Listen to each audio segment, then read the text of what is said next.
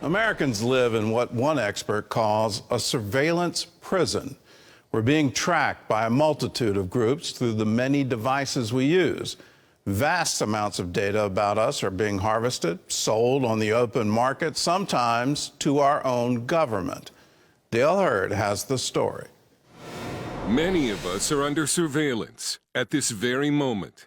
No warrants are needed and no laws are broken. The most obvious culprit is all the cameras, and America has as many surveillance cameras per person as communist China. Police departments from New York to LA are combining these cameras with facial recognition technology to track everyone. You're also giving away your personal information about where you are, what you like, even about your mental health, without even realizing it. Every click, purchase, and like is harvested and sold for profit by data brokers, feeding a growing digital advertising market that is close to $1 trillion in value. Even your car tire sensors allow you to be tracked. Byron Tao is the author of Means of Control. A lot of that data ends up in the hands of data brokers, and those data brokers make that data available for sale to researchers, to marketers, to companies, and even to governments. So it's very, very difficult to escape the kind of logging and surveillance that modern technology brings along with it. It's being called surveillance capitalism. The internet is now a prison. It's a surveillance prison. It is owned and operated by private capital. They want access to our contacts. They want access to our calendars. Well, lots of app developers take that information and they suck it up. They vacuum it up. They know who your friends are. They know where you go.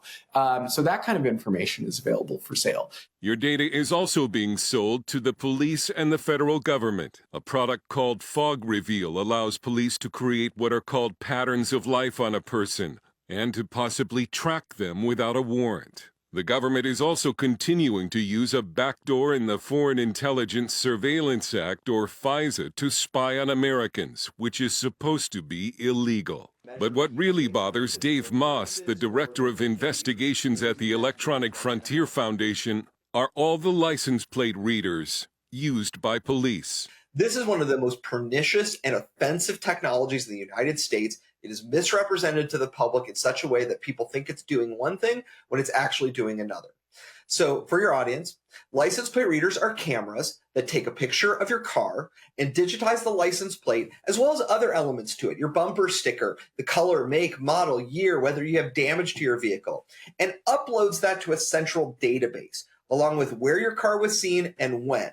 So a police officer can sit down at a computer and type in your license plate and see everywhere across the country that your vehicle was caught on camera, sometimes going back years and years and years. The license plate reader went off on it and said it was a driver's license restraint.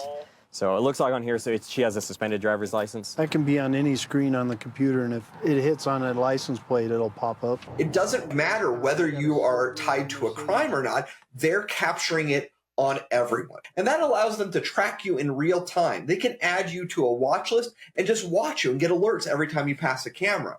A Duke University study found that data brokers are also selling lists of people with depression, anxiety, bipolar disorder, and PTSD, all harvested from medical apps and websites. Constitutional attorney John Whitehead says this is all a clear violation of the Constitution's ban on unreasonable searches and seizures. The Fourth Amendment's dead because on their phones and their laptops, they have all this information on you.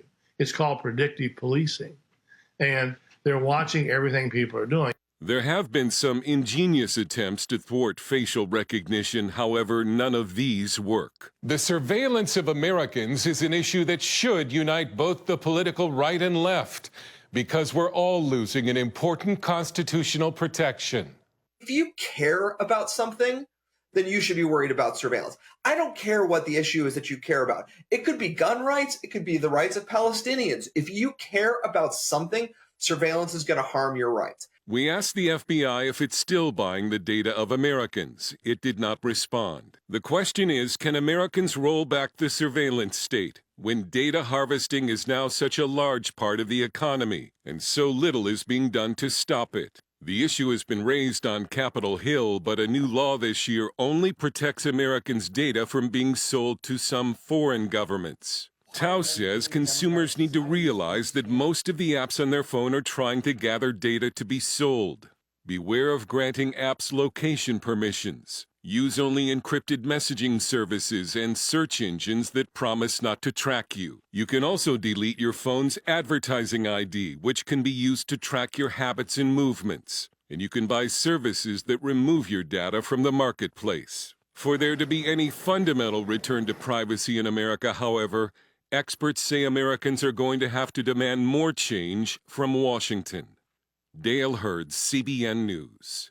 And I'm one of those Americans who's going to be asking for more change. When you look at the data protection available to citizens in China, it's actually greater than what we have as Americans. We should follow what Europe has. There's a right to be forgotten under European law, where if you're a citizen of the EU, you can petition these data harvesters to forget and erase all the information on you. And literally disappear from the internet and from their database. That needs to be a right of every American. But so far, we haven't been able to even get anything close to that into a draft bill before Congress and the Senate to review. A lot of this is being driven by terrorism, and a lot of the Patriot Act intrusions into our life, all fueled by what happened on 9/11, and it's all designed to not necessarily prevent, but be able to track and backtrack once you have some kind of a posting or some kind of action, that you can trace it back and find out all their movements and everybody that they were associated with. For our protection, we need that, but at the same time, for the average American citizen, are you even aware of how much you're being tracked? And I've got a lot of different restraints on my phone, but the apps keep trying to come back. They're asking for all my contact files. They're asking for location services. And no matter how many times I say no, they keep coming back for requests.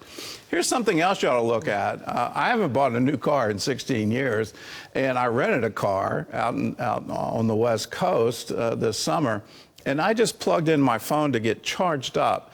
And suddenly on the dashboard of that car, all my calls started appearing, and I realized this car is harvesting data off my phone just from me trying to charge it.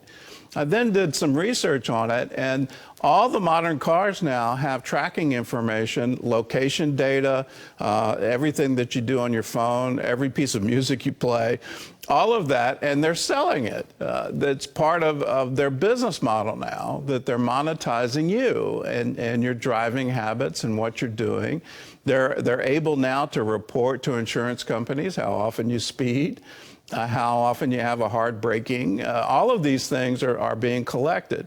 So get aware of it. There are places where you can go to have that eliminated. You do have the right to stop the car company from doing that. But let's realize what's happening. And it's literally Big Brother 1984. Everything you do is being monitored. All your locations are being tracked and kept in a database for decades. That is incredible, and that is, in my view, obviously an unreasonable search and seizure.